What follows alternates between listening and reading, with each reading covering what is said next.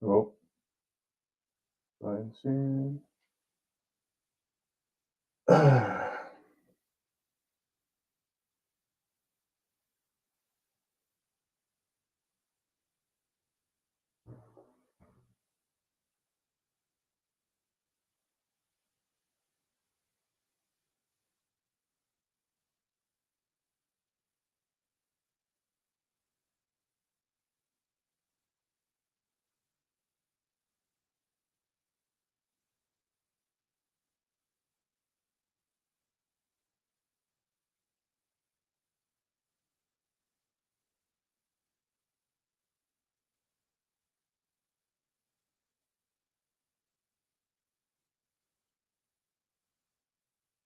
Can anyone hear me? Is everyone here?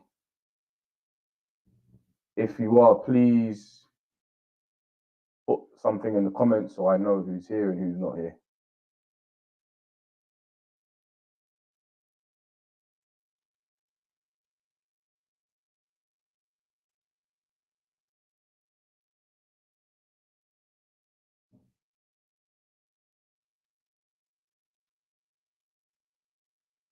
Oh, Donna Scott. Hello. How are you? LinkedIn user. Right, I'm just gonna give it a few more minutes just to wait for some more people to join. Okay, thank you. A lot of people are starting to say that they're here.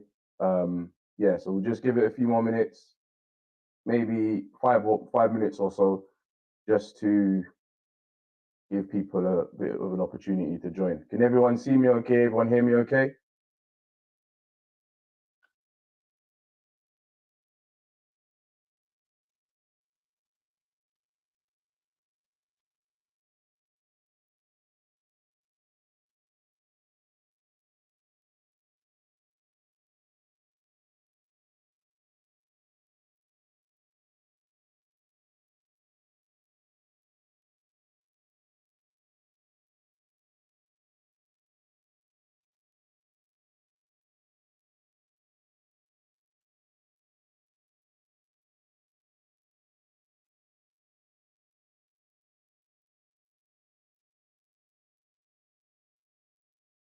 How's everyone's day been so far?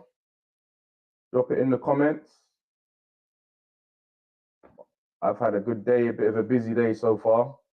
I've been looking forward to giving this session today. So, yeah, it's going to be interesting. I hope it's informative and I hope everyone can learn something from today. We're not probably not going to be able to cover everything in the session. It's a lot of information spanning 150 years or so. So we're probably not going to be able to cover as much as I'd like. But what we might do alternatively is cover what we can cover in about 40 minutes and then look to maybe set up a part two. Okay.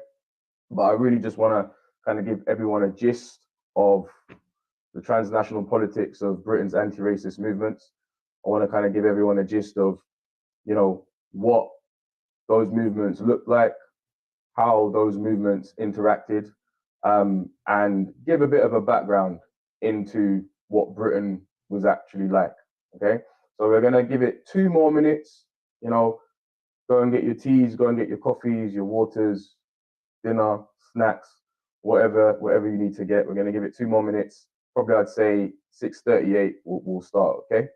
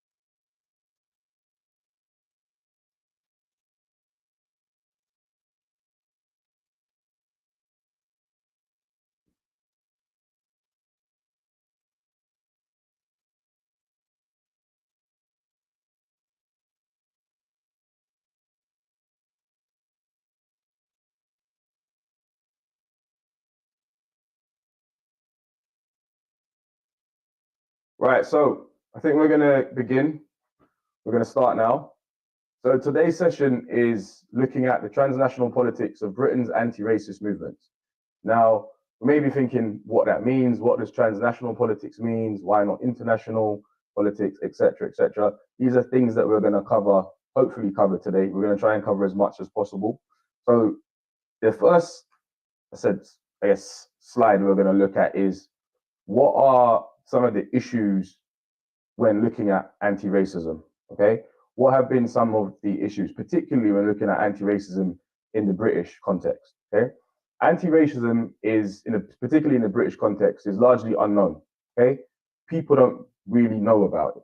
When we think of anti-racism, we usually think of the civil rights movement in America. We usually think of Martin Luther King. We usually think of people like Malcolm X, the civil rights movement. We don't usually think of what was actually happening in the UK, the British context. And that's largely because of something called historical offshoring. It's where an organization or society attempts to, or a person, education institutions, it's where they attempt to offshore histories from one place to another. And that's why it's more likely for us to hear about or learn about or be taught about the civil rights movement or in America rather than what was happening in this country. So historical offshoring has led to anti-racist movements and individuals being largely unknown in the UK. Okay, there's something also called methodological nationalism, and I always slip up when I say methodological, but managed to get it right this time. Right, thank God.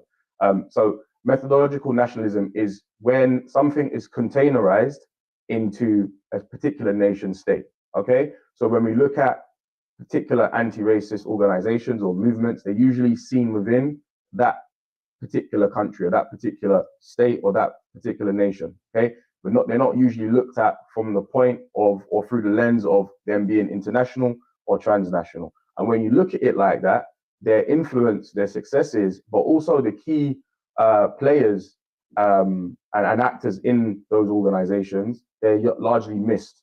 Okay, one of the things about history, one of the things about politics, one of the things about this field, which is kind of falls into the field of cultural studies or diversity and inclusion, is that things need to be linked. People need to be linked because they're always linked. Things don't happen by choice or things don't happen by accident. Things don't just happen, for the sake of happening. They're usually because things are being linked to different organizations or different people. And this is what this presentation will attempt to show, that there has always been a link for British anti-racist movements nationally, but also internationally. Okay, and these anti-racist movements in Britain were able to develop transnational solidarity with other organizations and other people in other countries, and that's what made them so powerful and so important. Okay, so that's some of the issues that anti-racism movements particularly have in the UK. Okay. So, anti-racist movements in the UK are largely influenced by racial and colonial history. And this created distinct strategies that were tailored to local context. Okay? The roots stretch back to the colonial period, where resistance against colonial rule abroad, as well as racial discrimination at home, started to intertwine.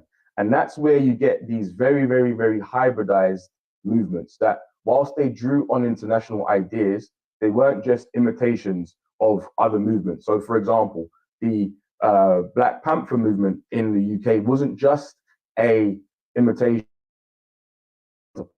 It was obviously influenced by Black Power and Pan-Africanism in America, as well as Africa, but they became quite distinctive movements in Britain. They were very, very distinctive. Okay, and to understand these movements, like I said before, we have to understand that there is a interchange, a interconnection between global and local influences. Okay, and this, by looking at it like this, it avoids simplifying it and attributing efforts, successes, but also failures solely to an international influence, which happens so much, unfortunately. Okay, so when Britain's colonial subjects arrived in the colonial metropole, they're already highly politicized. They had lived experiences of colonial underdevelopment, and they brought with them particular legacies of ideological, economic, and political struggles, as well as racial violence. So they already came very critical of anti-colonialism. They already became very, very critical of anti-racism. They were already critical of global inequality, anti-capitalism, etc. So they came as people who were very widely aware.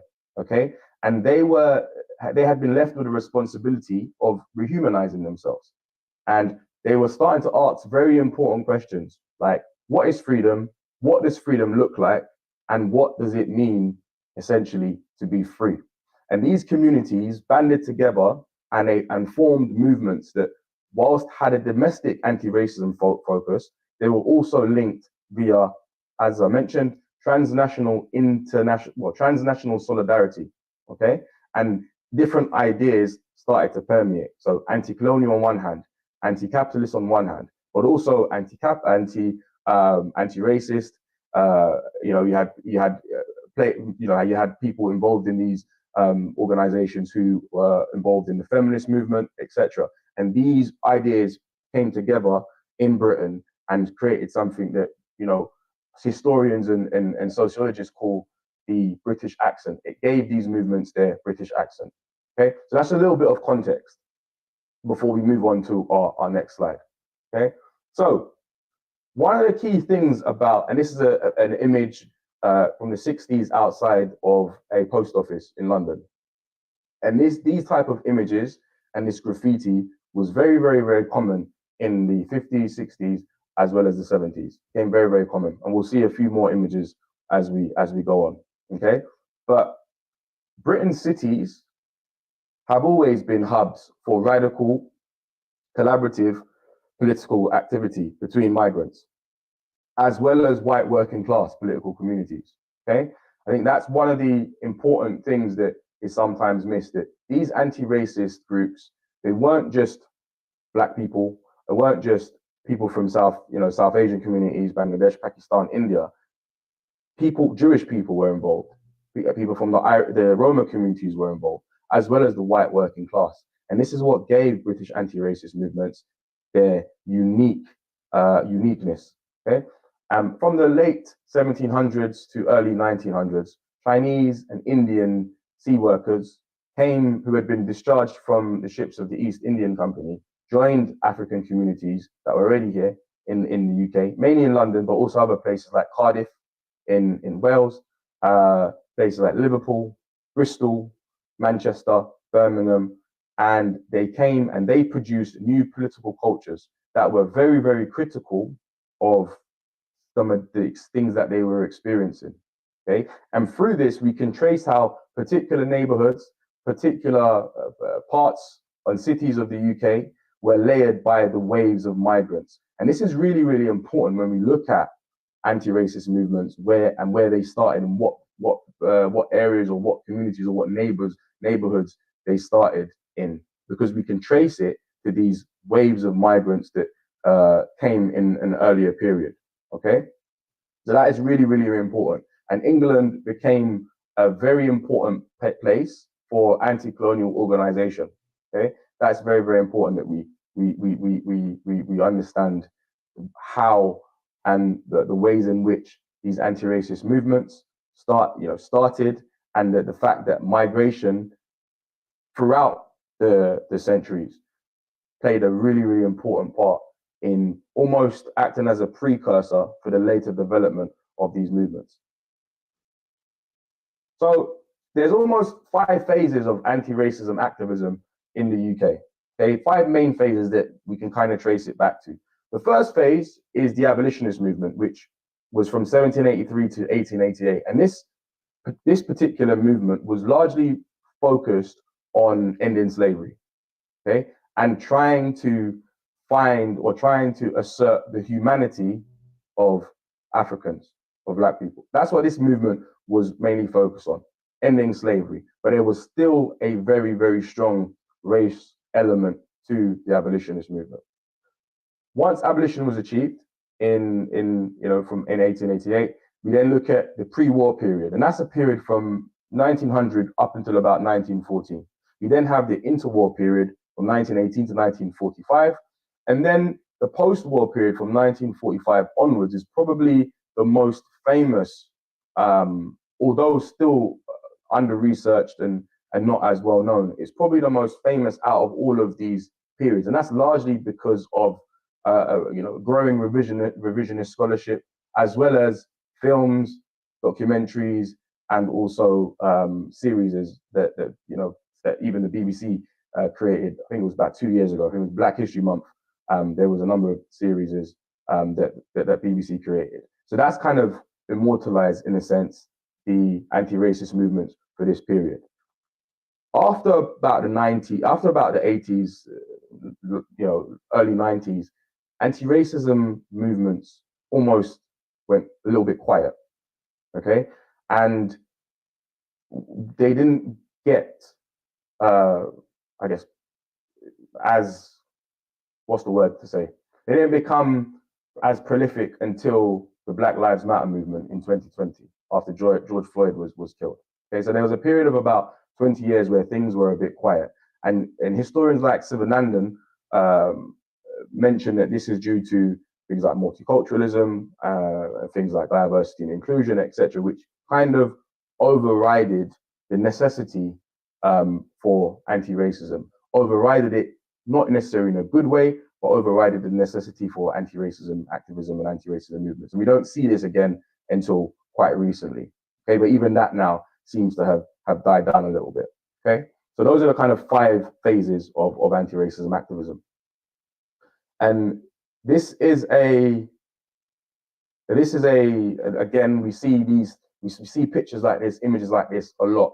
And the quote up here is by someone called James Hunt, who was the president of the London Anthropological Society. He wrote in 1863 in his paper on the Negro's place in nature. He said that the Negro is inferior intellectually to the European and can only be humanized and civilized by Europeans. Okay, so this was very, very commonplace sentiment in the 18th and 19th and even 20th century.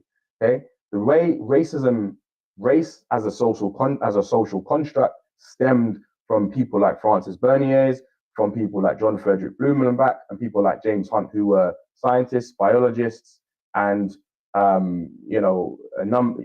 people in the medical field. And race, as we think about it, okay, the division of races really stemmed from these people. Obviously, now we know in the modern day, in this modern context and modern day society, that race and the differentiation between different races based on science is largely has largely been overridden. There's no scientific basis for the difference in races. There's more, modern day scientists say and anthropologists say that there's more things that unite and more similarities between different races than there are things that separate. Okay, so this is an old and outdated ideology that traces its roots back to the 18th, 19th, and 20th century.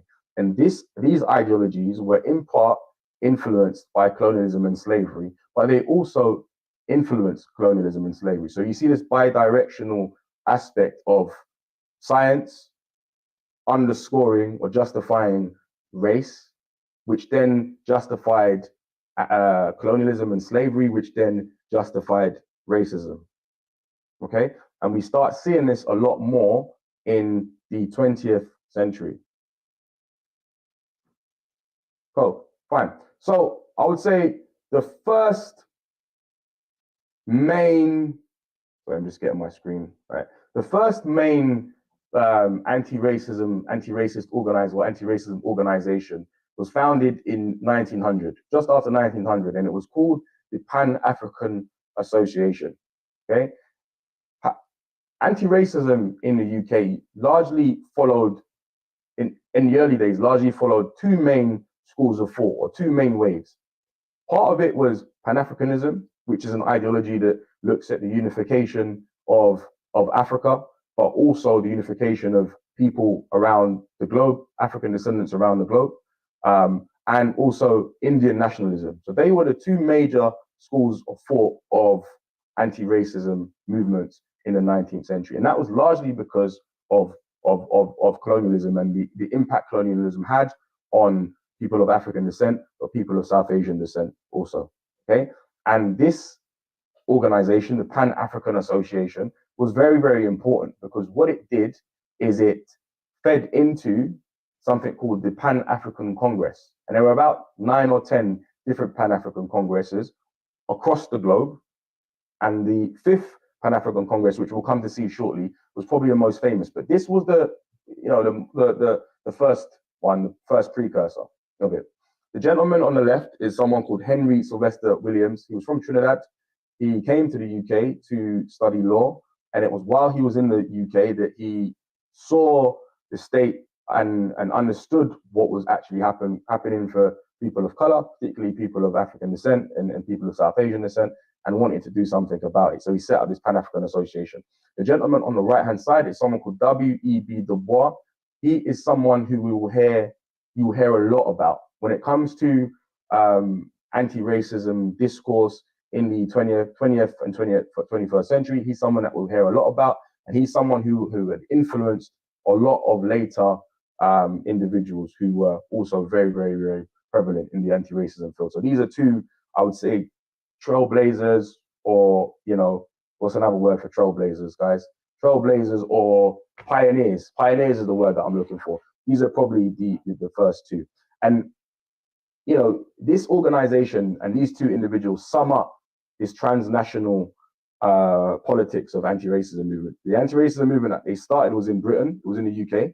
It was looking at anti-racism or anti-racist discourse in the UK, but it was also concerned with things that was happening in the globe. So they would critique colonial rule. They would critique some of the colonial rule of France and Germany and England, but also they would critique what was happening in the Congo Free State, as well as Ethiopia, Haiti, Liberia, as well as a critique of global inequality.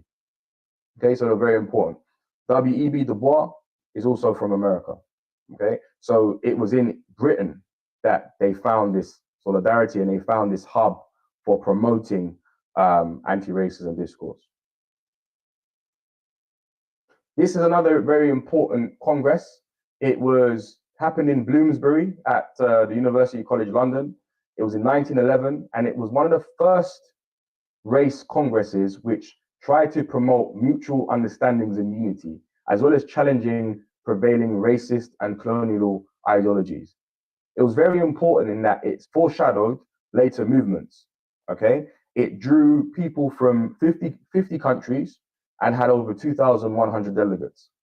Some of the most important or most renowned people that actually attended this Congress is Gandhi from India. He was studying here at the time, as well as Mary White Ovington, who was a white lady from America and one of the founders of the NAACP, which was another very important organization in America. But this Congress, again, sums up the international, transnationalness nature of anti-racism movements in the UK. They weren't just concerned about the plight of people of color in the UK. It was part of a much wider discourse and a much wider critique of what was actually happening around the world.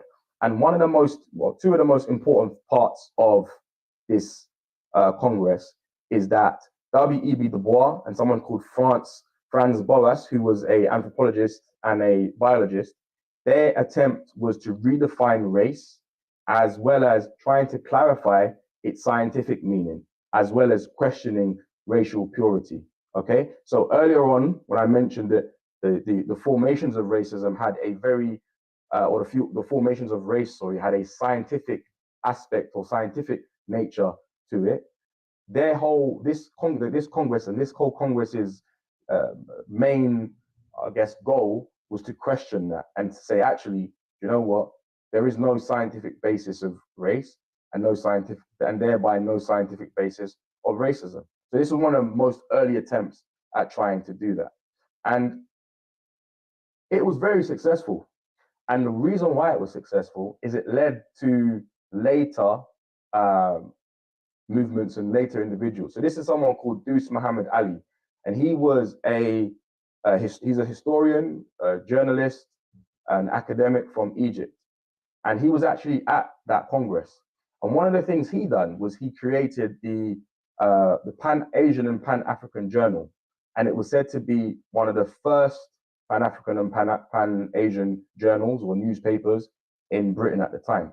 It was so influential that in the beginning of the war, 1914, the British banned the journal from being published and banned it from being read in the colonies, because they thought that if it was read by the colonial subjects, they might start to resist colonialism and try and look for their independence. And at the time, Britain needed its subjects to rally around the British war cry for the World War One. This was very, very important. And two very important people who were also contributors to this journal were Kobina Seki and Marcus Garvey.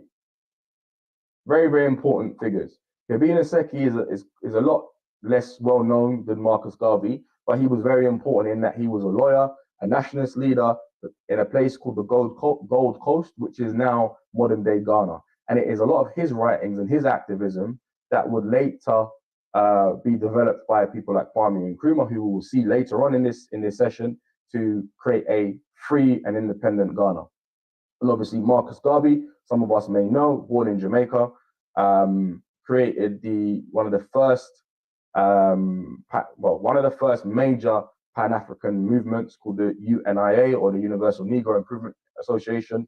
Started in Jamaica, realized that it wasn't really working in Jamaica due to things around colorism and shadism, etc. So he went to America, and it was there the organization found prominence, and some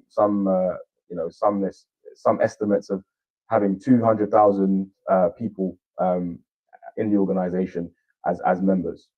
Marcus Garvey then came to the UK and set up his offices in the UK, and he was married to a very important lady called Amy Ashwood Garvey, who is just as important as Marcus Garvey, if not more important, in her fight for anti-racism in the UK. And we'll see her importance shortly after. But these are two really, really important figures that kind of wasn't introduced, but we see the link between this journal and Dous Muhammad Ali, which is also a link to the first Universal Races Congress in 1911. Is everyone following so far? Am I making sense? There's a lot of information to take in. I appreciate that, and I appreciate we might not be able to get through it all today, but if it's making sense, just put something in the chat to say yes. Right, so the interwar period is another very important period in the history of Britain. It was a period, interwar period, as I mentioned, is a period from after the war, so from 1918 to about 1935. So after the Second World War and after the First World War, and before the Second World War. And it was a period that was characterized by social, political, and economic change due to World War One. It was a period of time where women's suffrage, so women being able to vote, there was laws passed where women was able to vote. And there was someone called Sophia Duleep Singh, and she was a very, very important part of the women's suffragette movement, largely unknown, but she was a very, very important part. She was the daughter of someone called Sandeep Singh, who was the last Maharaj of the Sikh Empire. The Sikh Empire was conquered by the British and changed into the British Raj. Sandeep Singh was brought to the UK, and he became a part of the British kind of aristocracy at the time. And it's very interesting to know that, his daughter, became this seminal figure in the women's suffragette movement who's not really spoken about as much. So we can see the connection again of colonialism, and then how that feeds now into women's rights movements and feminist movements such as women's suffragettes. Okay, it was also a period of time of the Great Depression, 1932, And it was a time which signified the rise of fascism. So we sometimes think of the rise of fascism as something that was innate to Spain, Italy, and Germany. But actually, we see a rise of fascism in the UK. And that was formed by Oswald Mosley in 1932, and it was called the British Union of Fascists, or BUF. And then we'll have a look at this movement after, and how this movement was the precursor to later fascists and racist movements in the UK. What I'm trying to do in this session. I know, time is is not a commodity that we have, unfortunately, and it's also worth noting that each individual period, or each individual person, or each individual movement can have an hour or 2 hours within themselves. Okay, this is a real quick whistle stop tour just to give everyone a flavor of anti-racism activism in the UK. Okay, so kind of moving on to the Commonwealth and British Empire, the interwar period saw the Amritsar massacre, which was a massacre in India, and this really started to fuel the fire essentially for Indian nationalism. And Britain, the British Empire, had to start questioning the viability of its Commonwealth and its empire. Is it something that's still viable? Okay, so that's really, really important. And also the 1919 race riots, which we'll come on to now. So the 1919 race riots were riots that stemmed in Liverpool, Bristol, Cardiff. These places, Cardiff, in Wales. Sometimes we kind of overlook Wales, and we overlook places like Bristol, and we overlook places like even Plymouth and certain cities in the UK, and we kind of focus mainly on London, Manchester, and Birmingham. However, other places were just as important and had just as an important history, and it's really, really important that we look at these places also. Okay, so the 1919 race riots was really a culmination of existing racial tensions owing to Britain's recruitment of seamen, soldiers, and workers from its colonies to support its war effort. As I mentioned, that this was a period of time that there was a lot of economic issues, recession, etc., and the violence was not merely impulsive, but it was also based on a sense of economic protectionism. And we see economic protectionism even to this day, around jobs, okay, around housing. And these are and immigration causing an issue for jobs and housing. This is something that we've seen and heard throughout the decades, and we're still hearing now. Economic protectionism, and it is a very, very important reason for anti-racism or far-right activism and the rise of the right-wing populism. It's very, very key to the sentiment of that, and we saw that as well a lot during Brexit. That was kind of one of the really important sentiments of Brexit, or one of the really, really important justifications of Brexit. Okay, and as a direct response of these race riots, a number of different anti-racist movements emerged, although not as well renowned as the ones that came later. But as I mentioned earlier, they were really, really related to ideas of Pan-Africanism, anti-colonialism, but also Indian nationalism. Okay, and throughout these race riots, I think about 6 or 7 people were killed as a result. And one of the most famous or well-known people that was killed is someone called Charles Woolton. Rest in peace. This is the Battle of Cable Street. Cable Street is in Limehouse in London, and it was where Oswald Mosley and his British Union of Fascists tried to, invade essentially Cable Street, and they were met with fierce resistance by anti-fascist activism. So here we have Amy Ashwood Garvey. I mentioned she was the wife of Marcus Garvey. She's very, very important in that she founded something called the International African Services Bureau with someone called George Padmore, who was really important. We'll see him shortly after. But also with someone called Kwame Nkrumah and Jomo Kenyatta. And Kwame Nkrumah was the first president of Ghana, and Jomo Kenyatta was also the first president of Kenya. So she was very influential in, advocacy with them, advising them. She was very influential almost in their activism, okay? Acting as a mentor a sister, a mentor, an advisor that would almost inspire them to return back to Ghana and respectively Kenya to seek independence.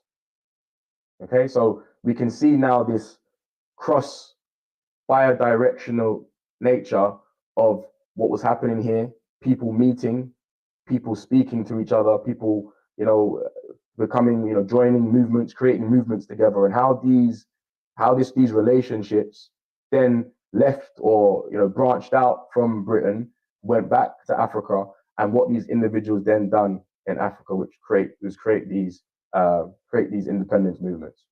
Okay, so this is what this whole presentation, this whole webinar is about. It's to show this solidarity, is to show this connection across nations and the results of these connections across nations and what it actually did, and how important it is. Because when we think about anti-racism, as I've mentioned, we usually look at it in one kind of small, very small, isolated place or a small, isolated person. And that's the amazing thing about history, is that it's all connected.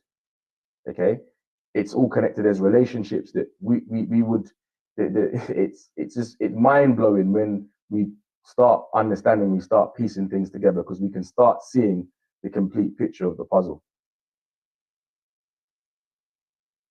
So the Fifth Pan-African Congress, like I said, this was a manifestation essentially of the earlier Pan-African Association and the first Pan-African Congress. This Pan-African Congress was in 1945 in Manchester. They were inspired by the Indian struggle for independence.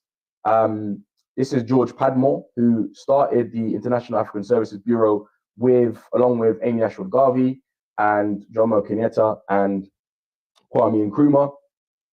He was very important because he was also an advisor to Kwame Nkrumah, and he became the president's first appointed minister, essentially, his advisor on African affairs.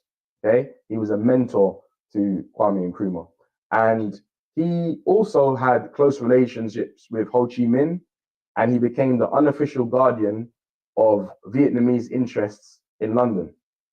Okay, so again, this highlights the bidirectional dynamics of British anti-racist movements. Padmore, particularly, as well as Amy Ashwood Garvey, they both acted as bridges between domestic anti-racism, but also transnational anti-colonial advocacy. And it actually led to very, very tangible outcomes across Asia as well as Africa. Asia and Africa, the historians call these places the global South. So sometimes you might read something and you might hear about the global South.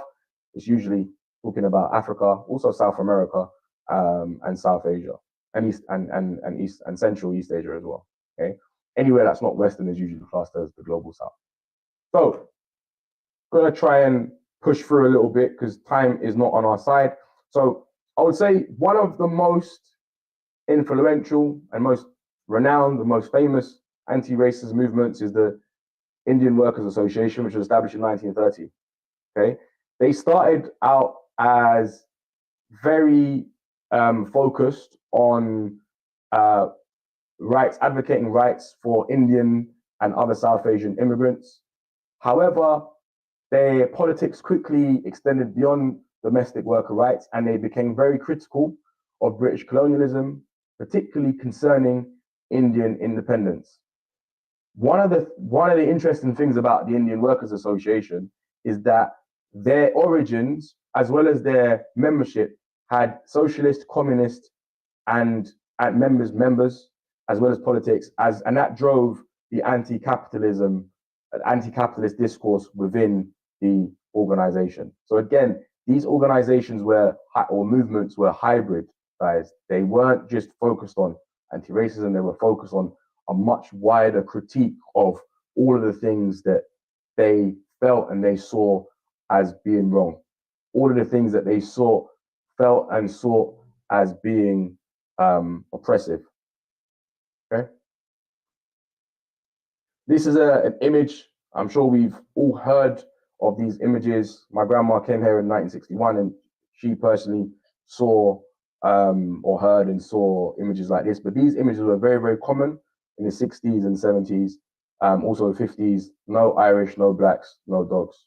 Okay. Some also said no Indians, no Asians as well. And you will see the close affinity between Irish and black people in later movements. There was a close affinity, and it's largely because of the collective treatment that they experienced in Britain. Very important here. So this is a article, well, not an article, a journal, a magazine cover, and it's by the Organization of Women of African and Asian Descent, or an organization called OAD, right? And these were some of the things that they were experiencing. So inflation, National Front, racism, immigration laws, police brutality, violence, etc. Okay, so now we're kind of moving on to this post-war period, which, like I've said earlier, it's probably one of the most renowned periods in the anti-racism discourse. Okay, so this is kind of sums up the kind of things that they were beginning to experience. So the post-war period, it's a period of time which was signified by the British Nationality Act in 1948, which defined nationality by creating status of citizens of the United Kingdom and colonies as the sole national citizenship of all of the United Kingdom. And what you started to see as a result of this is migration from the colonies to the UK. You saw migration before, but it was not as much as after the British Nationality Act of 1948. This kind of justified and was the vehicle of migration. This is kind of where the Windrush period really, really started. It was likely an attempt to avoid decolonization. So it was likely a measure, almost a ceremonious measure to give to the colonial subjects, or to avoid them trying to vie for independence. Post-war period is also a period of immense racial discrimination, and we'll kind of start seeing that as we go through this session. The racial discrimination that people experienced kind of started to be manifested in things like color bars, okay, non-formal color bars. So in America, you had segregation that was backed by laws and legislation.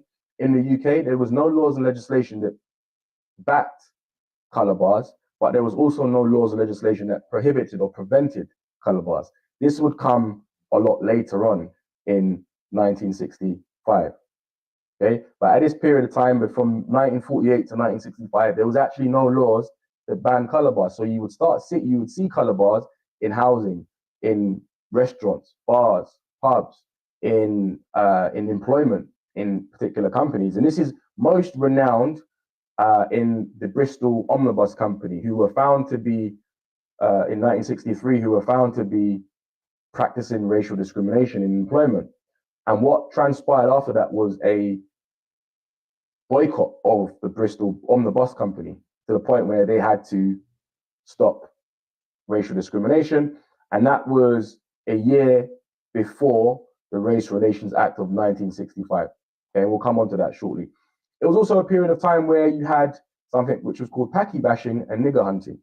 Okay, this was actually a thing that racist groups would seek to do and try to do. Okay, and we find a number of examples of where this kind of violence led to casualties. Number of instances. These are only a few here. Okay, Atlab Ali, which is in Whitechapel, Gurdeep Singh Chaggar, Southall, Kelso Cochrane, Notting Hill, Blair Peach.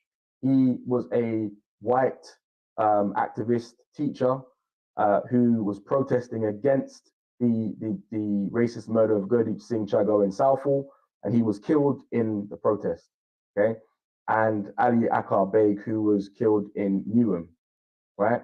And this is where you had, after his death in Newham, you had the Newham Monitoring Group, which is actually still going around today, right? So unlike our US cousins, there was no lynching, so to speak, physical lynching where people were hanging off trees, but we had this instead. And this led to people being killed. And it was this that was this as a culmination with everything else, which led to a number of riots across Notting Hill, Brixton, Handsworth, Chapeltown, Toxteth, Moss Side, etc. Okay, and there were more riots, but we're not gonna. And that's rioting in Britain is a whole another topic within itself, which we're not gonna go into today. Okay, in 1965, there was also instances of crosses burning in Leamington Spa, Walsall, and Midlands. These crosses burning are obviously, as we know, they are examples, or not necessarily examples, but they are attributed to the Ku Klux Klan. And there was a Ku Klux Klan presence here in the UK. And I know some of this is quite difficult to hear, but we need to understand how bad things were, to understand how far we've come, but also how far we still need to go. Because a lot of what I'm saying that was happening, 50, 60 years ago, some of it is actually still happening today, unfortunately. It was also a period of time where you had the sus laws, which were the arbitrary stopping and search of people who the police suspected of a crime. So they didn't need to have any evidence. They didn't need to have any actual real criminality. But if they suspected, they could be arrested and charged. And what this did is it criminalized a whole generation, particularly of black men. Okay, and you hear about the Vauxhall 5, the Brixton 8, a number of injustices in the criminal justice system and police, and it stemmed from the sus laws. Okay, and there was also a period of time where we see the Race Relations Act of 1965, 1968, and 1976. Critics of the Race Relations Act say that the enforcement mechanisms of them were still insufficient, and the acts, it didn't cover particular areas of public life such as police brutality, as well as the legal system. Okay, so whilst they did bring some, yes, protection, it wasn't complete protection. I think one of the most important parts of this particular period as well is the Commonwealth Immigrants Act. And this was set up in 1962 as a reaction to the Commonwealth immigration that arose after 1948, after the 1948 Nationalities Act. The Commonwealth immigration rose to around 136,000 people in 1961, and the Cabinet Committee tried to find ways that they could stop immigration into the country. Okay, so this was really, really important. And what it did is it fueled right-wing populism, particularly by a man called Enoch Powell in 1968, where he delivered his famous Rivers of Blood speech. And I'm sure some of us may have heard of the Rivers of Blood speech before, but the Rivers of Blood speech was it was kind of a watershed moment in that it criticized mass immigration, but also the proposed 1968 Race Relations Act, which tried to end discrimination based on the grounds of ethnicity and national origins. Okay, so he was quite influential in influencing the Commonwealth Immigration Act. But it was also the Commonwealth Immigration Act, or the issue with Commonwealth migrants coming to Britain, which gave rise to people like him and gave rise to kind of far right-wing populism. Okay, and some of these ideas, immigration, is still very, very, very prevalent today. Okay, immigrants and what should the British establishment do with immigrants? How should they treat them, etc., etc. And it was one of the main topics or main points of discussion in Brexit. So we can see how in the 60s to now, the idea or the topic of immigration is still very, very, very prevalent. This is a short, very, a short anecdote from Margaret Thatcher in 1978. And she said, people are really rather afraid that this country might be rather swamped by people with a different culture. And the British character has done so much for democracy, for law, and done so much throughout the world that if there is any fear that it might be swamped, people are going to react and be rather hostile to those coming in. So if you want good race relations, you've got to allay people's fears on numbers. If we don't want people to go to extremes, and I don't, we ourselves must talk about this problem, and show that we are prepared to deal with it. And this quote was very Powell-like, so it kind of shared the same echoes of Enoch Powell, his Rivers of Blood speech. And it was this speech that laid the grounds to the 1981 British Nationality Act, which was passed by Margaret Thatcher's government. This was very important in that it redefined what British citizenship was. British citizenship was no longer based on any past imperial ties to Britain, okay? And it made it very, very difficult on who could class themselves as British citizens, how one would be able to attain British citizenship, etc. So it really tried to go to the, furthest extent to restrict immigration or migration, particularly from the colonies. Okay? It's particularly from the colonies, the old colonies, sorry. And again, I'm gonna kind of talk about these briefly, and then we're gonna kind of do a very, very quick tour of some other movements and then try and close, okay? So, ban the jab. This was a campaign which was essentially against something called the Depo-Provera jab, which was a jab given predominantly to Black women, but also some South Asian women. It was a contraception jab, okay?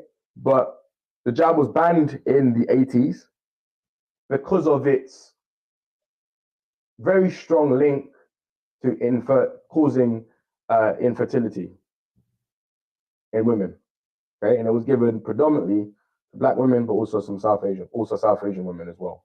And here we have also the virginity tests on immigrants at Heathrow. So South Asian women coming to Britain were routinely given virginity tests upon arrival at Heathrow, as well as other airports, to try and verify their claims of being virgins and verify their claims of being married or being non-married. Okay, it's very difficult to do. I'm not sure how one would do that, but these were kind of the two things that were routinely targeted at women.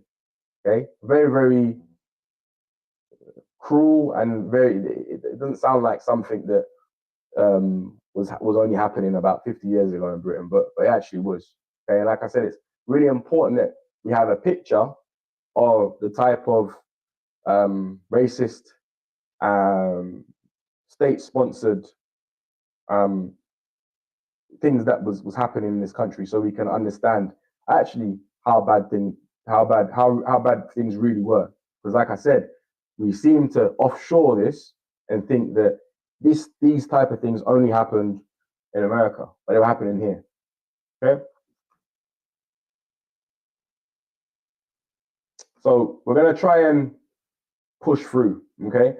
Before I push through though, this, as I mentioned previously, the British Union of Fascists, they formed an alliance with the League Empire Loyalists, British National Party, and something called the Racial Preservation Society, and they formed the National Front in 1967. They supported Enoch Powell, and Enoch Powell supported the National Front. And it was the growth of the National Front that mobilized African, Asian, and Caribbean communities. And they formed something which was called the Black People's Alliance, which is an organization or an alliance of about 50 different groups. And some of these groups included Jewish organizations as well as Roma communities. And this would later act as the precursor almost, or foreshadow some of the later movements that are like the Black Power movement, which is probably one of the movements that is most well known. It's most well known out of all of the anti-racism movements because of the revisionist scholarship, as well as the how popularized it's become in the media, films, in television series, etc. But the Black Power movement was really a movement which was formed of 10 to 15 different movements. Okay, I would say the most famous movement was probably the Black Panther Party, the UK Black Panther Party. But some of these movements were around before the Black Panther Party. But again, the Black Panther Party, Black Power movement, we can speak about this for hours. We're not gonna look at it too much. Potentially, we might have to do another session where we kind of go a bit more in detail about these movements and look at it in a bit more detail. I think one of the most influential things that the Black Power movement did was create something called political blackness. Okay, and this is a quote by someone called Sivanandan, where he says, "Black was the color of our politics, not the color of our skin." Okay, so the common experience of people from Asia, people from Caribbean, people from Africa, created this form of solidarity that transcended skin color. Okay, and they started to create an organization or an ideology or an idea which is called political blackness. So everyone almost who was being oppressed and non-white was politically the term called black. And this was quite very important because what it did is it removed this notion or idea of colored or being called colored into being called black. And one of the things that was really interesting and important about political blackness is that it didn't nullify one's own ethnic, religious, or national identity. Okay, one still had their own ethnic, religious, or national identity. Okay, what they wanted to do was produce a common political identity that could enable cooperation between new Commonwealth communities, but both domestically and internationally. Okay, in these movements, they were South Asian activists who were very, very important. People like Farooq Dondi, who's still alive, Marla Sen, Ajoy Ghosh, and the future Communist Party of India leader, Sunit Chopra. Okay, the Indian Workers Association, they openly embraced political blackness and sent thousands of members to attend demonstrations and marches. Okay, very important. Another thing that was equally as important was that the Black Power movement, and particularly political blackness, it created forms of global solidarity. Okay, Black people over here were literally taken to be third world people from over there. Okay, and it's the same way that Malcolm X aligned the Afro-American fight in the US with global fights. The Black Power movement linked its local minority rights struggles to the global third world. Okay, and what was important for them is that they reported on the UK whilst contrasting stories with international movements in Ethiopia, Jamaica, the Black Power movements in the US, Trinidad, activism in India, apartheid South Africa, Angola, Mozambique, Aboriginal rights in Australia, as well as Vietnam. And what this did is it amplified and raised awareness for anti-imperial struggles across the third world and introduced people like Bobby Sykes, who was an Australian Aboriginal activist. She actually was invited to speak and came to the UK and spoke about the plight of Aboriginals in Australia, the Black Panthers of Israel, the US Black Panther Party, and the Palestinian Liberation Organization in Palestine. Another key thing with this movement is that they linked struggles to beyond race. So they were very, very outspoken about the Irish liberation struggle, and they would routinely go to Trafalgar Square and protest alongside Irish people. And here we can see that connection between, you know, Black South Asian people as well as Irish people. And and what this does, this global solidarity does, it removes these simple binaries of black and white, or these simple binaries of third world activism and first world activism, and essentially grouping everyone in this kind of transnational solidarity against capitalism, against colonialism, and against racism. Okay, so this is really, really important. And yeah, this is where I'll leave it today. We're slightly over time. We managed to get through quite a bit, I would say. We had to kind of brush up a little bit, brush past a little bit because of time. But what might be interesting, might be a good idea, is to do a part two where we can all kind of go through things in a lot more detail. But the whole idea of this was to really try and give us a foundational understanding of anti-racism movements in the UK, how they started, where they came from, what were some of the anti-racist movements, what made them unique, what made them specifically British, but also their links to other anti-racism movements around the world. And I think another thing that I would really hope that we took from this session today is that each individual players in these movements, how much they were linked with one another. And that was really, really important. So I'll open up to any questions. If anyone has any questions, please let me know.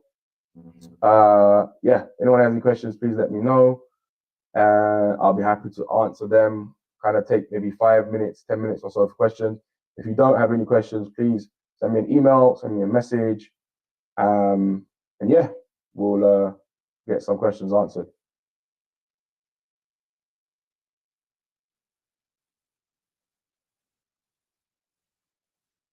Thanks, Nadir. Absolutely, we do. Just reading, Awen, your message or your question.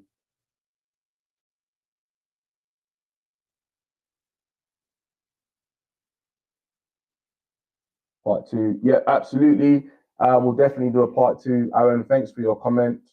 It's really powerful summary. Unfortunately, we couldn't go into too much detail.